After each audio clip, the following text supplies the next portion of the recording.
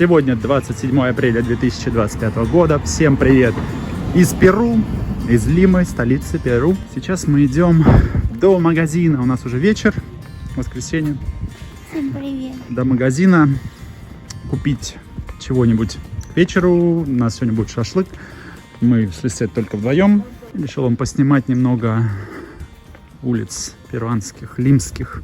Это осень, уже заканчивается, можно сказать, последний месяц. Май, последний осенний месяц. Погода хорошая. Днем где-то 25-26 градусов. Ночью, чуть-чуть ночью становится прохладнее. До где-то 17-18 падает уже температура. Но особо как бы еще не чувствуется. На этой неделе, кстати, мы ездили с моим товарищем, вот, с Ильей, ездили купаться на наше место. Мы купаемся в Пунта-Эрмоса. Но в этот раз мы решили проехать немножко подальше, до места, которое называется Сан-Бартоло. У нас это Сан-Бартоло? Лисет говорит. Да, Лисет говорит, тоже знает. На том же автобусе, здесь прямо вот из Лимы едет автобус по побережью. Можно доехать. Час мы добирались, где-то час 10 даже. Вот, стоит 6 солей. И в одном из видео я увидел, тут местный перуанец снимает, там неплохая такая бухта была, мне показалось, еще солнце светило, красивая голубая вода. Но мы приехали, и там был серенький день такой, и там было достаточно грязно. Мы оттуда решили уехать и переехать как раз в наше место, в Пунта-Эрмоса. Они там недалеко друг от друга находятся. И искупаться там. В принципе, у меня есть оттуда небольшой видеоролик, я его сейчас, наверное, сюда вам вставлю, посмотрите. А мы пока дойдем до магазина. Такие пальмы. Здесь сегодня хороший день. Кстати, вот здесь погода в Лиме, вот последний, наверное, этот месяц, вообще не облачко, жарко. А возле океана почему-то тучки, серое небо. Хотя вот все рядом находится. Вода 20 градусов, как и была, вот мы месяц назад ездили, в начале марта. Точно такая же вода, 20 градусов примерно. В принципе, нормально. Единственное, нужно, заходишь, когда чуть-чуть подпривыкнуть, а дальше купаться, в принципе, нормально. Посмотрим, каким будет лето в этом году, точнее зима в этом году. Здесь климат очень такой весьма разнообразный. Одним словом не описать, от многих факторов зависит. Зима может быть как теплая, так и прохладная.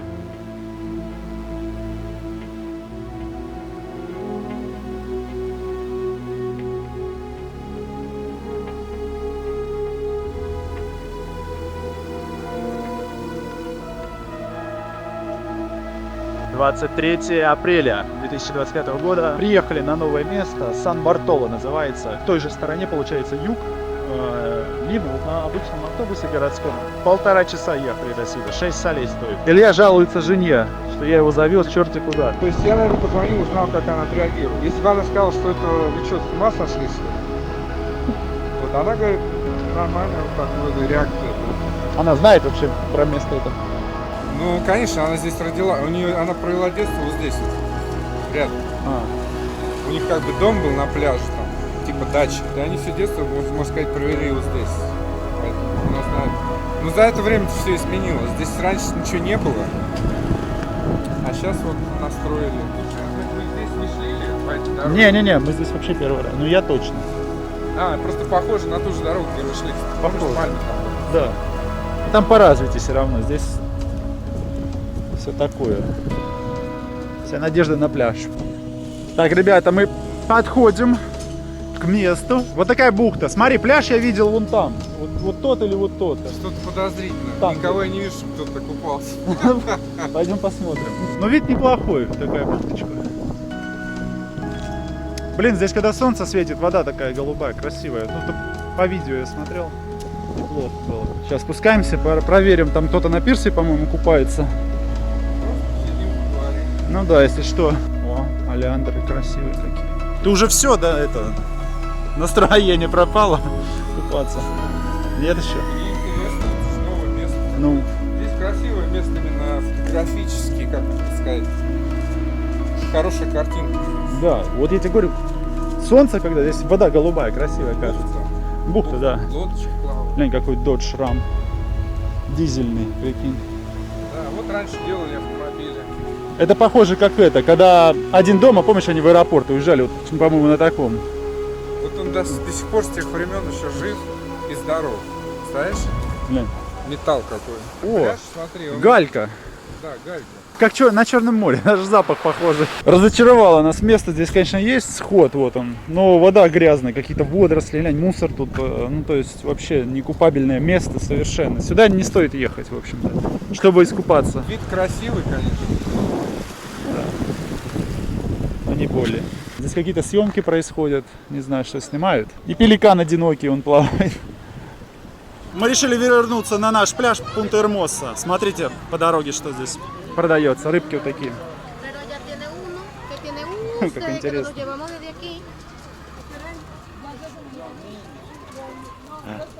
Первый раз такое вижу. Тоже интересный бизнес, как бы никто об этом особо не знает, да? Ну да. А люди занимаются там такими интересными делами. Раз в год приезжают серферы, и там самая большая левая волна, которая идет как-то слева, что ли, как-то. О, я вообще первый раз. То есть она очень долгая, она идет очень долго, и она идет как бы. И серферы это очень уважают. То есть они туда раз в год съезжаются, чтобы прокатиться на этой волне. А эта деревушка очень далеко, и там как бы. Ну, весь год почти ничего не происходит. И они ждут вот этого события. И эта волна, то есть не постоянное, да, явление? Я так понимаю, что нет, потому что они только в определенный сезон собираются. О. Может, это связано с климатом? Мне кажется, зря это делаю. Почему? Я сейчас тоже залезу. Краб разбегается. Ты как этот, Нептун. Как вода? Нормально? Давай. Так, ну что, попробуем воду. Главное камеру не утопить. Нормально? Привык? Я бы сказал,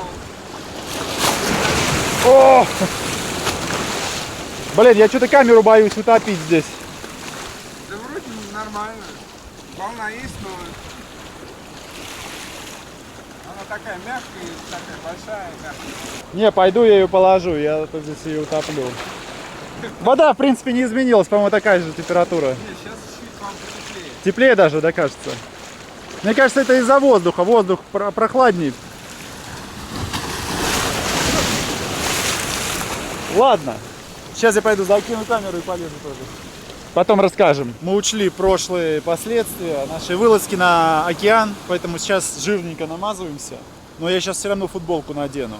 Вот по серферам, вот там серферы катаются.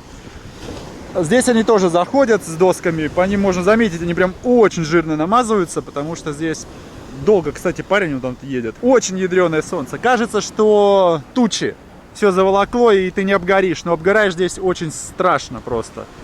Глянь, как классно катаются, слушай, там волны крутые сегодня, обалдеть. Обгораешь вообще в момент. Вот даже через такие тучи. Смотрите, какая скала интересная, и там много птиц, там пеликаны, и вот эти вот, как они, не знаю, называются. И все белое, это в их гуано. Кстати, здесь война была в Перу с Чили в те времена еще, какой, 19-й, по-моему, век. Они как раз воевали вот из-за гуано, в том числе. Раньше это было очень ценным, как это сказать, продуктом, потому что земли нужно было удобрять, и гуано как раз использовалась в этих целях. Сейчас перекусим, и мы еще раз пойдем, да, в любом случае. Да. Вот такой вид. А здесь у нас вот такой вид. Здесь, когда светит солнце, конечно, вода прозрачная, очень красивая, прикольно. Блин, катаются классно, такие волны обалденные сегодня. Обнаружили черепаху, не знаю, получится сейчас заснять. Она уже раз 5 выныривала. Я после 5-го раза решил взять камеру. Вон там вот она, вот здесь вот. Выныривает, голову показывает. Вон Илья тоже на съемке. Красиво сегодня, волны хорошие, катаются ребята, вон, серферы. Серферов стало еще больше. Смотри, как красиво катится, вот он долго, да, достаточно. Держит волну. Вообще обалдеть, до сих пор стоит. Да. Черепаха вот здесь вот появляется. Сейчас, думаю, залезть еще разочек и поедем. Что ты там наблюдаешь? Камень. Туда, если смотреться, Ага. там много крабов. Да, вон вижу, ползают. А так их не видно. Вон они под цвет камня. Да. Прямо, да. Я думаю, здесь и лангусты могут быть.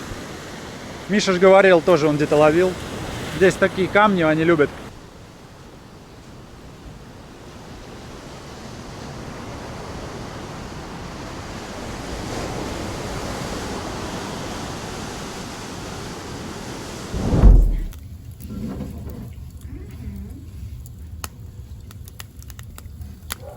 Костерок вам перуанский наш, лимский. Смотрите, у нас сегодня закат. Вчера очень классный был закат, кстати. Такой какой-то египетский закат. Перуанская лимская осень. Сейчас будем готовить шашлык. У нас здесь сегодня овощи, чуть-чуть овощей, нас двое всего лишь. Зелень, редиска, огурец, петрушка. Петрушка и как он называется? Кинза. Вот это огурец. Вкусный огурец, называется органику здесь. Огурец органику. Он поштучно продается, типа китайских, но он очень вкусный такой, именно хрустящий, с запахом, как надо. Помидоры не покупаем, они здесь несъедобные. И шашлык. Такой шашлык. Здесь у нас килограмм 200 грамм шеи и крылья куриные. Где-то грамм 800. Вот такую дыню сегодня купили. Какая-то новая. Обычно здесь дыни очень вкусные, прямо они круглый год, и они очень вкусные. Типа нашей дыни, вот как она, торпеда, вот такая длинненькая. Она такая же, она очень сочная, во-первых, сладкая, ароматная. Я ее прям постоянно покупаю. Люблю ее с утра с творогом есть. ¿Qué comes, amorcita? Habanero. Habanero con con Con chips. chips, porque quiero para probar. Давай. ¿Qué piensas? ¿Está bien? A mí me gusta. Para probar. Con habanero. Da. Давай.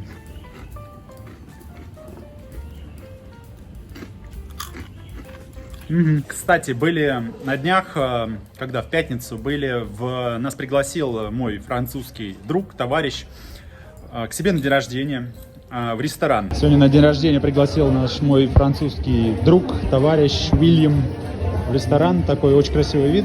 Единственное, сейчас ночь, не видно. Там обалденный вид на Лиму. ¿Recuerdas cómo se llama este restaurante donde celebramos cumpleaños de William? Es un hotel estelar, ¿Estelar? pero se llama Piso 21. Es Это- un hotel, dentro de un hotel hacen reservas. Да. Это, в общем, отель, в котором есть ресторан на 21 этаже. Там очень крутой вид открывается на Лиму. И вот сейчас классные закаты, и там 100% очень крутые закаты будут. Такой хороший отель в самом центре, Мирафлорес. Там, кстати, есть меню. Здесь называется это меню, но по-нашему это бизнес-ланч. Можете прийти прям бизнес-ланч, купить в обед, в обычный день. Вильям, по-моему, говорил, стоит 20 солей бизнес-ланч. Если не изменяет память, это обычно первое дают суп. Второе, там тоже какой-то гарнир с мясом или с курицей или рыбой. И компот. Вот. У нас здесь на районе стоит 12 солей. Это достаточно дешево, там 270 где-то рублей. Там, по-моему, 20 он говорил. И там самое главное, что внутри ресторан, прям такой хороший ресторан, красиво. И вид очень крутой на Лиму с 21 этажа. И он, что самое главное, находится рядом прям с океаном, но недалеко. И, соответственно, виден закат, прям как садится солнце в океан. Вот. Но не в этом даже дело. Мы пришли день рождения отмечать, смотрю, много столов накрыто. И там пришла семья вот как раз Вильяма, девушки, Милагрос. И мы так нормально посидели. Но единственное, конечно, у них все достаточно скучно, не так, как у нас. Никто алкоголь не пьет, ничего такого, никакой развлекательной программы. Просто там вынесли нам первое блюдо, второе. Первое блюдо чуть-чуть севичи, совсем на дне, ну, совершенно не по-нашему. То есть совсем мало еды получилось. На донышке севичи, но я заснял это все видео. Servilleta, por favor. Tiradito pescado. Gracias. Второе блюдо — тушеная говядина с пюре.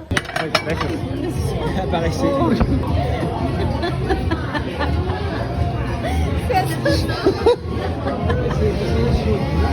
И этот был, как он там, постре этот, десерт. Заканчиваем десертом. Такая корзиночка. Кстати, еще один момент. Мы подарили подарки, соответственно, дарят подарки, день рождения. И мы подарили подарки, приходишь и даришь вначале подарок. Я предлагал Лисет купить конверт, положить денег просто, и все. Но здесь так не принято, она меня просто отговорила, сказала, нужен какой-то подарок. Купили подарок. Я посмотрел, вот мы подарили вначале, и больше никто ничего не дарит. Народ приходит много, но никто не дарит. Странно очень. Я думаю, как так, не знаю, как они там без подарков, может быть, пришли на день рождения. Но оказалось, что в конце день рождения подарки дарятся. То есть закончилось день рождения, все подходят, еще раз поздравляют именинника, соответственно, француза Вильяма, и дарят подарки. Подарочки. Еще подарочки. Тут почему-то дарят подарки в конце. Смотрите, все дарят подарки в конце. Все, задарили. В итоге все подарили подарки. Я понял, что немножко по-другому здесь. Еще раз поймал себя на мысли, что здесь немножко по-другому. Сейчас будет песня для Уильяма.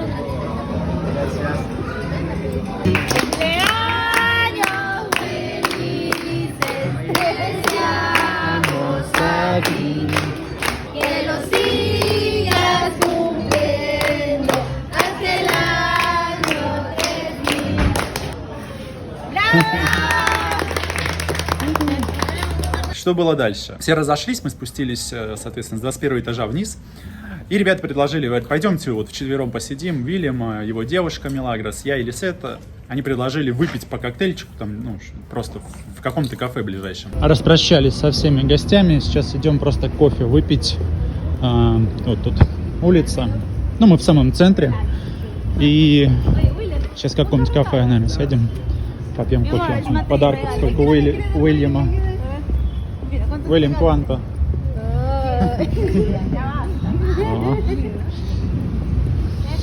Сейчас пойдем где-нибудь попьем кофе. Забрели в такое кафе.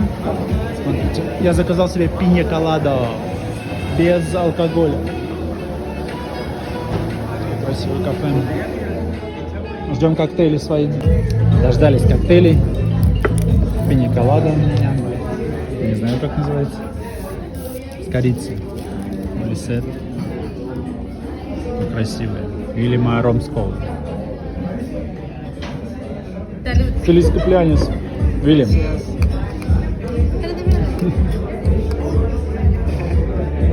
Сидели, отлично общались. Уже было достаточно поздно. И мы начинаем расходиться. И приносят нам счет. С ума сходит эта собака Лисет. Сейчас переключу, покажу. Спятил совсем. Сумасшедшая собака. Просто лютая. Зверь. Дьявол. Я его Валера зову. Вообще с ума сходит.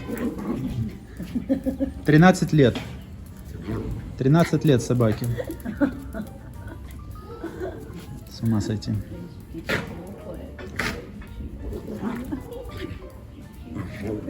Ненавидит всех, кто приходит сюда в дом. Когда мы собираемся с ребятами, он всех ненавидит. На чем остановились? Коктейли, ребята. Мы выпили. Приносят счет. Ты на день рождения, да, как я понимаю, пришел, подарок подарил, все нормально, тебя приглашают выпить по коктейльчику. И Лисет спрашивает, сколько там по счету. И в итоге получилось, что мы разделили счет напополам. У нас в России не очень, да, принято. Тебя, тем более ребята позвали коктейль попить после уже дня рождения. У нас принято, что именинник, он до конца, да, в свой день рождения, оплачивает все, да, с тебя подарок. Вот. А здесь почему-то мы разделили счет. Я об этом сказал Лисет. Она говорит, что это нормально. То есть, если бы, ребята хотели сами заплатить, они бы предложили, сказали бы, что не надо, мы оплатим. Но даже не в этом дело. Она говорит, что это, в принципе, здесь так принято, это нормально. Вот. Но, насколько я помню, у нас немножко по-другому все-таки. Но я как бы вообще не против даже там 60-70 солей. Просто как сам факт, как различие между нашими культурами, я вам вот рассказываю, как здесь это устроено. Еще здесь в апреле достаточно много событий произошло на, как это сказать, для Перу. Такие новостные события. Но я смотрю, у меня уже там мангал подходит. Надо сейчас будет разгребать и начинать жарить шашлык, а то уже темнеет. Я, наверное, новости вам расскажу. Может быть, сегодня, а может быть, завтра подзапишу. Что тут произошло в апреле. Какие новости? Вот опять собака играется с игрушкой. Лисет смеется. Так что не переключайтесь. Сейчас сделаем шашлык. И я покажу, во-первых, шашлык, как получился. Поедим. И, возможно, новости подзапишу. Не забывайте подписываться на телеграм-канал. Туда все-таки чуть-чуть побольше публикую видосов. Иногда у меня остаются эти короткие видео. Снимаю что-то и туда публикую.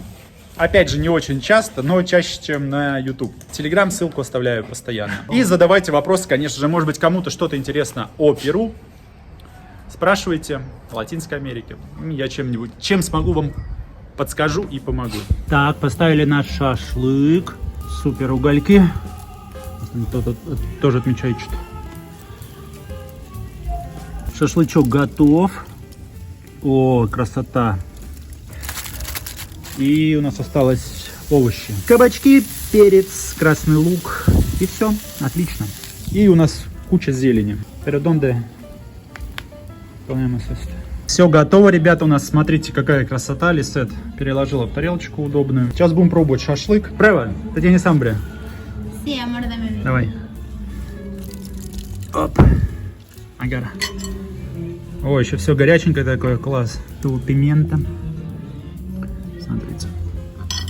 Oh, mi pimiento. Угу, тут пимента. Y amor mío.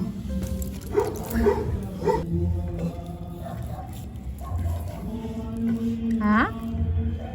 О, Sí hay juguito. Хорошо. да. Вкусно. Рико. Очень вкусно. Да, очень вкусно. Очень вкусно, amor de mi vida. Вообще. Шашлык из шеи, конечно, вкуснее всего. Ну все, приятного нам визита. Новости расскажу, наверное, завтра задам. Угу.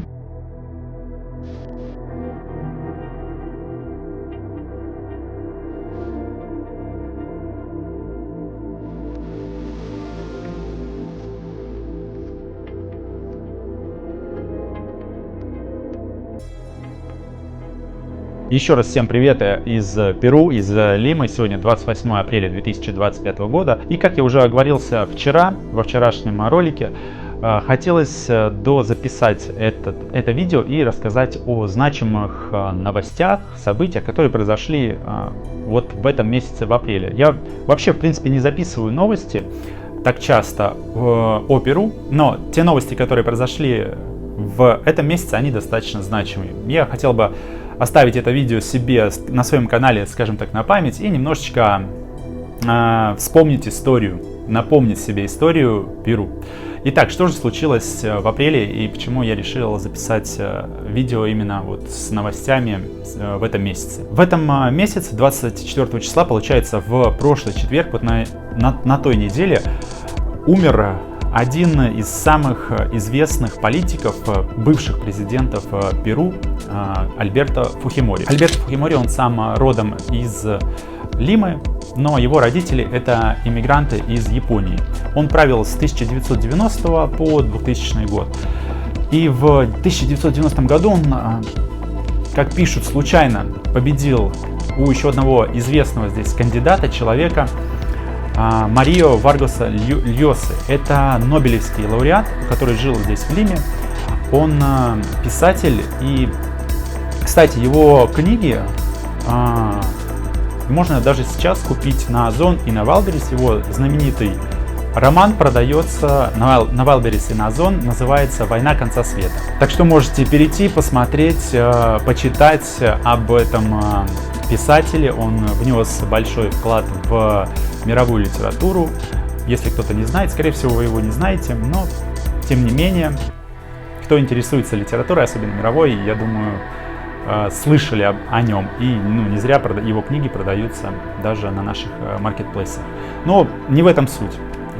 Главная новость – это смерть Фухимори. Сейчас расскажу, почему здесь этому уделяется внимание и чем же он был знаменит. В то время, где-то в 80-е, 90-е годы, здесь в Перу, как сказать, происходили достаточно много терактов, были вооруженные группы из-за одной известной группировки Сандеро Люминоса. И он пообещал в своей предвыборной кампании, во-первых, побороться с этой группой, а во-вторых, он пообещал как-то совладать с экономическим кризисом, который здесь разгорелся в начале 90-х годов. Была высокая инфляция в несколько тысяч %, и он это выполнил.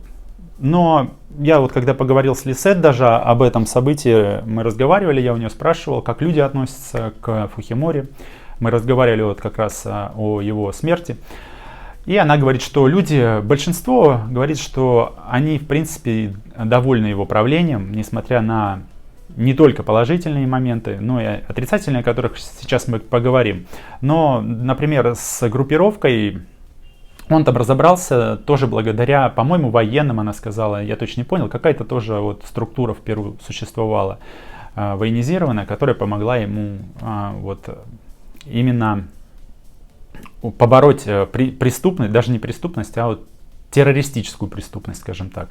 И в 92 году он посадил главаря вот этой группировки Сандеро Люминоса. Переводится как Сандеро, это как тропинка, путь, а Люминоса, как светлая тропа. С инфляцией он тоже поборолся, кстати, привлек достаточно много инвестиций, начали строиться дороги в отдаленные уголки Перу, в сельскую местность, и народ тоже был доволен, но были и минусы. Его правление вот за эти 10 лет, оно сводилось все больше к автократии.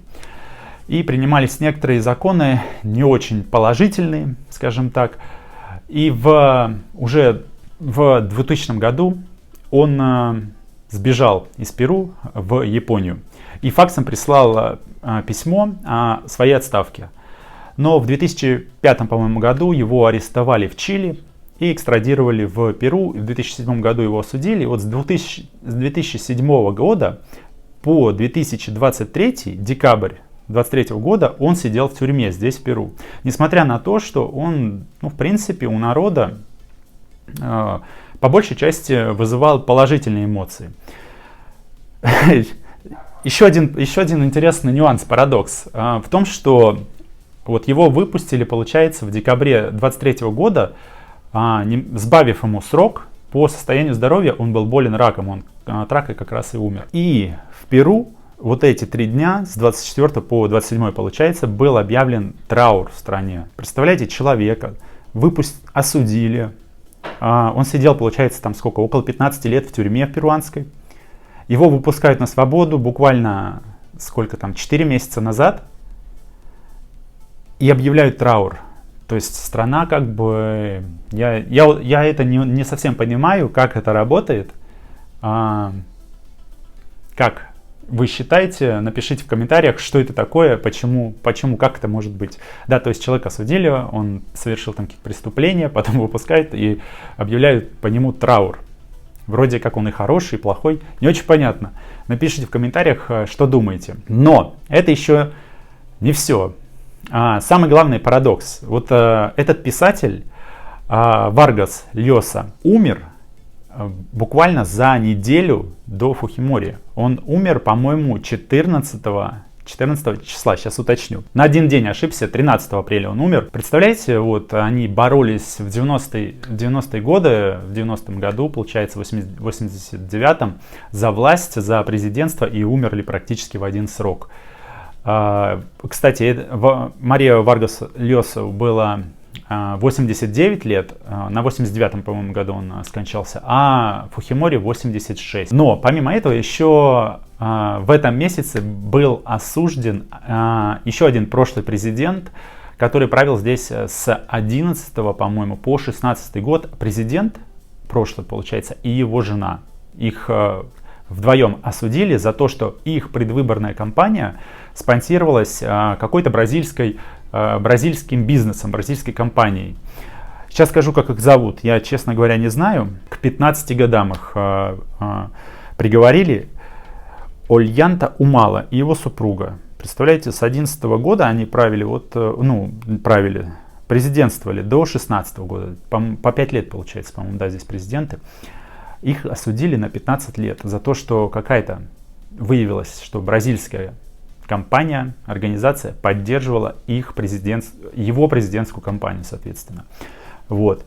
Здесь вообще в Перу президентом быть, получается, достаточно как-то опасно. То есть президенты, если анализировать историю, заканчивают не очень хорошо. Фухимори, вот этот товарищ Ольянта Умала. Соответственно, сегодняшний президент Перу Дина Боларте, предыдущий ее предшественник, он тоже осужден. Его тоже посадили в тюрьму. И вчера мы разговаривали насчет этого с Лисета, прогуливаясь вечером с собакой. Она говорит, что, скорее всего, и к Боларте, к сегодняшнему президенту Дина Боларте будет претензий, потому что ей то ли кто-то подарил, то ли она как-то из бюджета.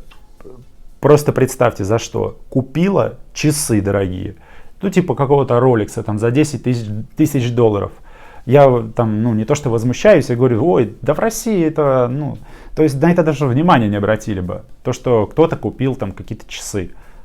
Обратили, возможно, да, но забыли быстро. А здесь это реально грозит президенту сроком. Она говорит, что президент, получается, взял это из общей казны государства, эти деньги, и потратил на часы. То есть это не ее деньги, она не имела права. Только один такой прецедент здесь может закончиться весьма плачевно для президента. Вот такие новости были в Перу. Я не буду рассказывать все остальные. Это было просто такое достаточно значимое событие здесь для перуанцев. Еще из таких малозначимых еще отмечу то, что были протесты мотоциклистов. Им сейчас меняется закон, запретили ездить на мотоциклах вдвоем. То есть вдвоем сейчас в Лиме и там, получается, пригород, порт Каяо запрещено ездить на мотоциклах вдвоем. Это все связано с тем, что обычно преступления совершаются на мотоциклах, и два человека, один за рулем, другой выбегает с пистолетом и начинает грабить. Поэтому запретили ездить, штраф до $500 за нарушение. То есть, если едешь вдвоем, тебя остановят и будет штраф до $500. И также у них еще был закон, что на шлеме и на жилете должен дублироваться номер мотоцикла. И мотоциклисты, соответственно, по этому поводу протестовали. Вот такие новости. Надеюсь, я не сильно вас загрузил информацией. Но захотелось оставить для себя тоже на память в этом видео немножечко вот такой перуанской истории. Что думаете? Напишите, как вам политика Перу, президенты.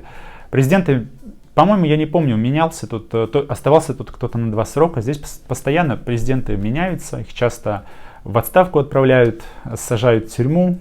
Еще раз говорю, президентом в Перу быть достаточно опасно. Кстати, Фухимори, когда разобрался с инфляцией, в 2000 году он ушел. С 2000 года, получается, до сегодняшнего момента, до 25-го,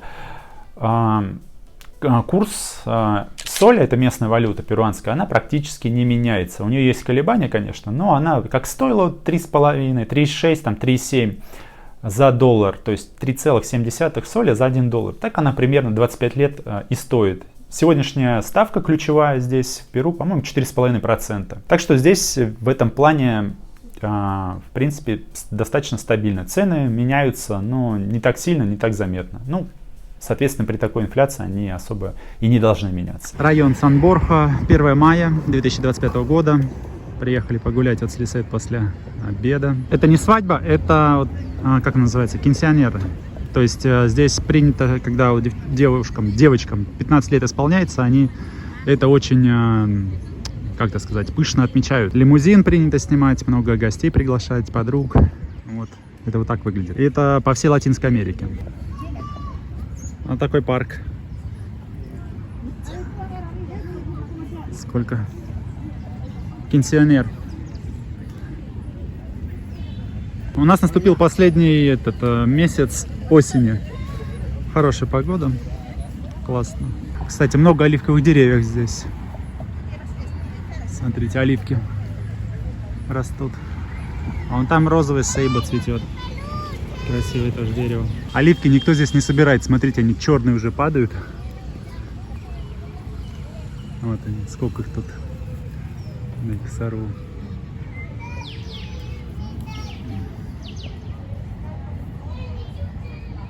Ай, здесь гуси гуляют. Или утки, кто это? А, вон там целый загон. Тренажерный зальчик наверху. Общественный. А, Марсита.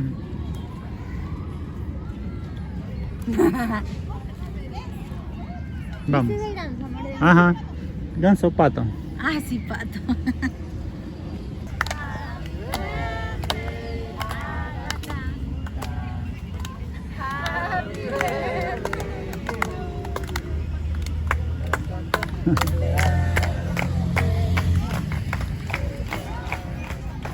Вот такой один из парков в Лиме. Там волейбол кто-то играет. И много деревьев оливковых. Ой, здесь оливки покрупнее, смотрите. О, какая оливка здоровая.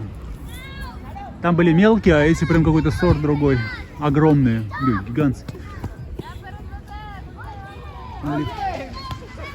Парк называется парк де Фелисидад, по-моему. Парк как-то радости, счастья. Хорошее название. Здорово. Лисет покупает мороженое. Не знаю, почему здесь не развито оливковое производство. Производят, конечно, оливки свои, но не в таком масштабе. Посмотрите, как они здесь растут. Вообще гигантские. Оливки. Все в оливках. Так хорошо растут. Видимо, можно выращивать. Масло делать. Compraste. Sí, amor mío, chicha. Chicha. Este lado de chicha, mira, пожалуйста. Ага. Вкусно. Saborea, ¿ves? Gracias.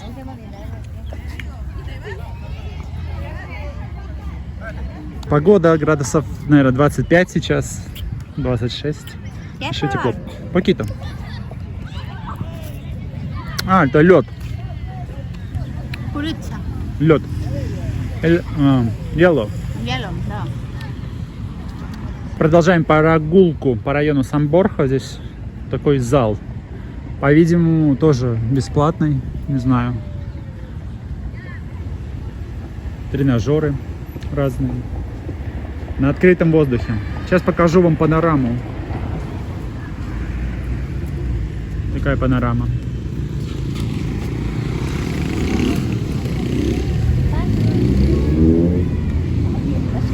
Wait. Mira el cielo. Ага.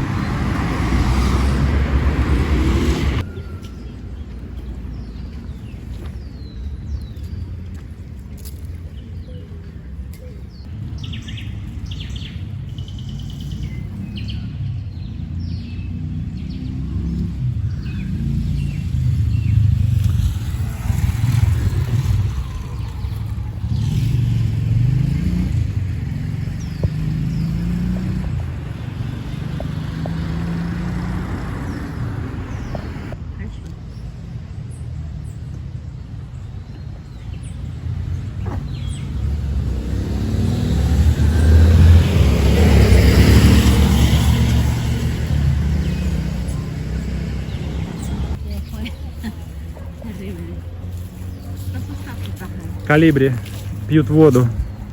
Смотрите.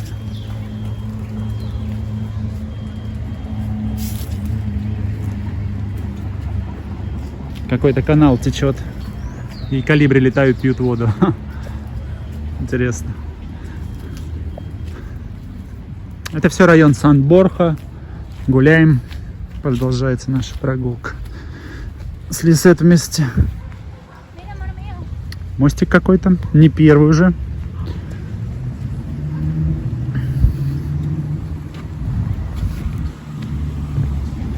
Порше.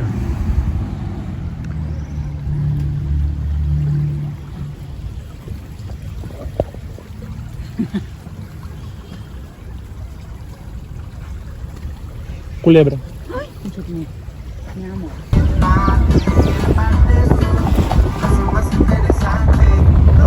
Не забывайте писать комментарии, ваше мнение, какие-то вопросы спрашивать. Я буду, конечно же, на них стараться отвечать. Возможно, на какие-то вопросы буду записывать отдельные видео. Все, ребят, всем спасибо. Ставим лайки, не забываем, подписываемся на канал, на мой телеграм-канал. Туда я немножко больше выкладываю материала. И до новых встреч. Всем пока.